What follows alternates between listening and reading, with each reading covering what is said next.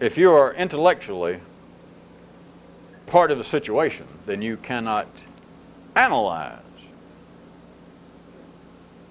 the situation. If you're a part of any situation, any question, you just fill in your own meaning, any question, any problem that you're attempting to study, then you will be unable to study it in the sense of being able to always ask just one more question if you're part of the question.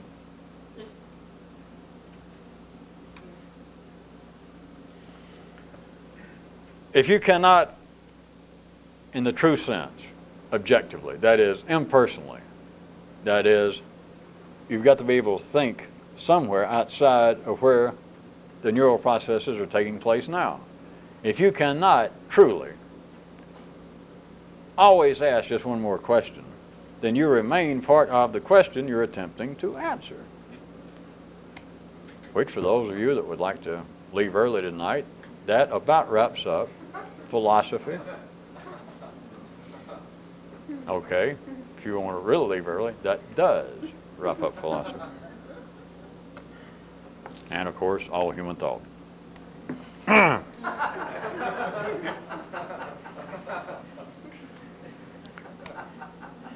You might also note that if you were just an ordinary person with ordinary interest, and you could take on this kind of approach, but if you know, always asking just one more question without trying to prove anything, literally being able to do that. But if your interest in whatever the area was simply ordinary, then if you could simultaneously hold that kind of interest and do this, I should point out that would drive you bonkers. Earlier I said that you just quit thinking, but if you could do both, that is, you'd quit thinking about whatever the area was, but if you could do both, you would go nuts.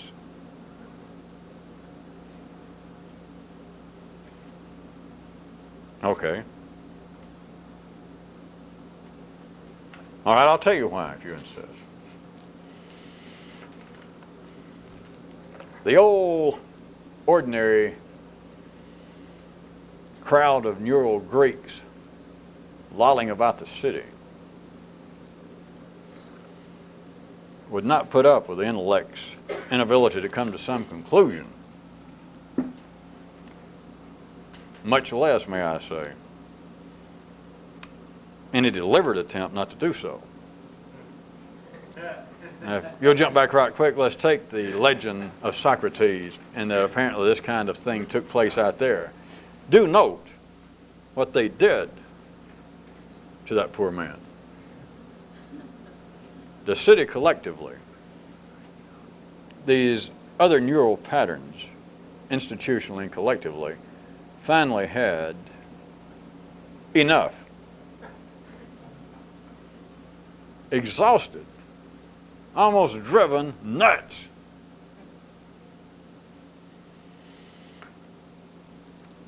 But let's put it back now from that story, to get you started again and jump off the board, back internally to one person. The fine citizens of Athens just finally wouldn't put up with it. Consider what that represents, the way I started this little turn of the good crowd of neural Greeks hanging around Athens, the citizens, would simply not put up with the intellect, the Socrates part, the king part, the one dancing forward at any particular moment that seems to be in charge. And if Socrates is asking the questions and somebody else is listening, even if it was a general or a prince, while Socrates was talking, he was dancing forward. And the prince is having to go, all right, yes, yes, or the poet. It could be somebody richer, bigger, more famous, more powerful than he is. But as long as Socrates was saying, well, let me ask you this, then the other guy was going, okay. But the time will come that the people dancing backwards, the good neural citizens of Greece, of Athens, simply will not tolerate, they cannot tolerate an intellect, a Socrates, an intellect that will not, by God, finally come to some damn conclusion. You're like, what's the point of this? That's bad enough, because they'll do away with you. Don't worry about the citizens of Athens are going to come after you and Not unless you're a lot more important than I thought you were. Don't worry about that, but worry about this. They will gang up because they cannot tolerate within the confines of regular thought, three-dimensional thought run by polarized energy. Not only can they not tolerate not coming to conclusion, but consider what this is up to. They cannot tolerate not finally coming to conclusion, but much less to even consider the possibility that somebody is deliberately trying not to. I mean, what are you going to do after you poison the man once? That's like the Kairook from a few nights ago, if you remember. The king that was still ranting about somebody he had recently dispatched.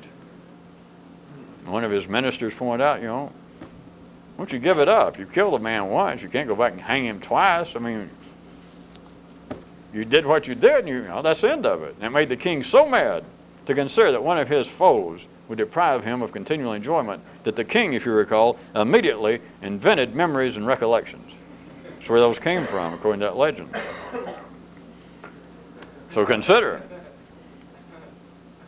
the intellect, the neural citizens of Athens, those that might be questioned through this kind of process. Not only can they not tolerate, they simply got no choice. They cannot tolerate a continual influence in their fair city of a power that seems to be questioning, that seems to be playing the ordinary neural game, but never comes to a conclusion. Socrates, what the hell? You never get anywhere. You keep asking, and I give you an answer, and you ask another question, and I try to ask you something. Like, well, what's the point of this? And you say, well, do all poets wonder why somebody questions them? You're driving us nuts. What's the point? It's not getting anywhere. The sentence never comes to an end. You're never satisfied. That's bad enough. They couldn't even, that's why I was saying they poisoned him for that. Allegorically. But consider what they'd want to do if they thought, that son of a bitch knew what he was doing. He's deliberately doing it. They just assumed that, it's just the way he is. But what if they found out that he knew exactly what he was doing? They would try some way. I guess we'd have to play the Pope Formosus game again. They got son of a bitch up. Well, do better than they did, not just retry him, re-kill him. Poison him again.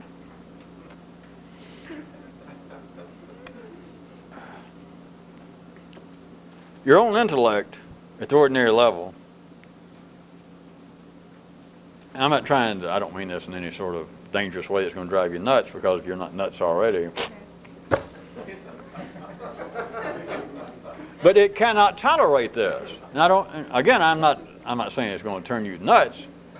That's why you can either hear something or you find something interested in this kind of crap stuff, activity, or else you don't.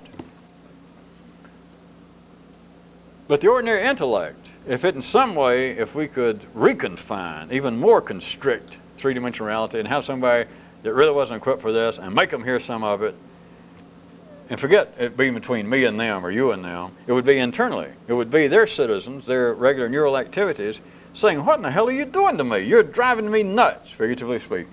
You're just driving me nuts. We don't get anywhere with this.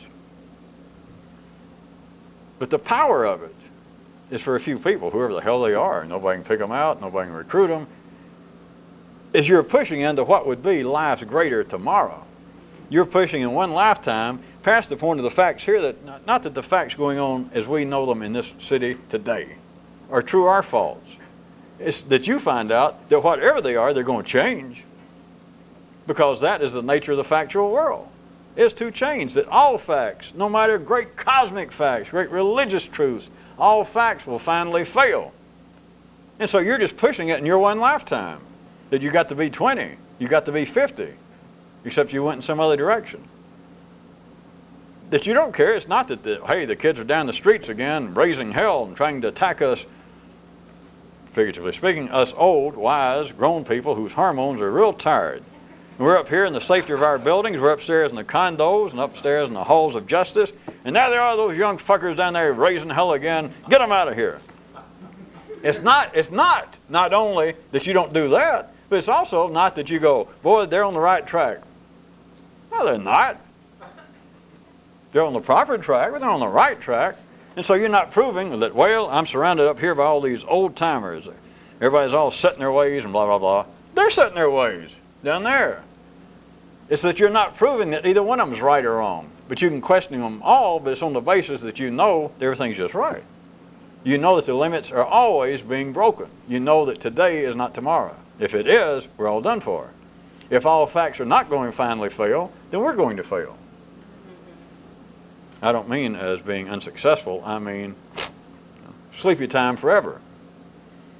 If facts quit failing, if facts became permanent, if facts began to approach the stability, the certainty of the actual world, then it is doomsday. It literally is. Here, it is a kind of doomsday, if this could happen in an ordinary person, that they could continually be impersonally dissatisfied with the facts. But not out in the street ranting at the powers that be and the conventional wisdom and those in positions of authority. That's nothing. It's internally that whatever's going on, if you can impersonally, objectively, without self-referral, and all of those meaningless, though sometimes perhaps serious-sounding phrases, it's just you either know how to do it or you don't. But since that doesn't make for a very interesting lecture, I don't guess, to say, well, I'll tell you what this is about. You can either do it, by God, or you can't. Are there any questions? All right. The ushers will pass among you now, and so you call it something. But it is thinking outside the ordinary norms, and it's not something that simply can be learned, and it's not taking any of the facts, any of the information that is now true, that is now correct, that is now available. If it was now, or if we went back 2,500 years on another part of this planet, it would be the same story. It's not that any of it's right or wrong, it's that you, whoever you were, either now or one of Socrates' buddies hanging around 2,500 years ago, that is expand the factual world as it is then in you, not out there. It's not questioning people out there on the basis of, wait a minute, you guys say you know what you're doing, all you experts, even all you ordinary people. No, you don't. Well, sure they don't. Sure they do. So what? Are you going to be... Do I have to remind you of one of the Kairouch stories? Hint, hint. This one might be serious. It even frightens some of you.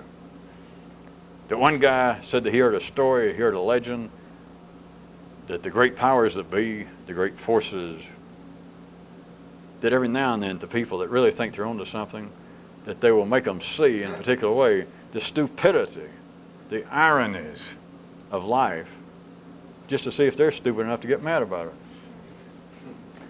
There's the conspiracy. Everybody worries about, well, it's the bankers going to get together. It's some kind of right-wing organizations. They'll press them out like cheap wine. The real conspiracy is for the forces to continually present one. Now let's drop the stuff about the stupidity of life. Present a man here and there with the ability he suddenly sees what's going on and doesn't like it. Then life realize, well, another one bites the dust. You can be Socrates, Jesus, or a member of Queen. Whatever happened to them? But another one, you're down the drain. It's a test. Just imagine you suddenly meet somebody working in Burger Doodle or in Macy's, the 7-Eleven store, and they say something just entirely stupid. I mean, unbelievably stupid. And you go, God almighty. You know, see, what you don't know was, that was a test. No religion, no morality involved. It's not that God's going, let's see if he has any humility. Let's see if he can favor his fellow man by overlooking his apparent intellectual shortcoming. Nah, it ain't that. What if it's just a test?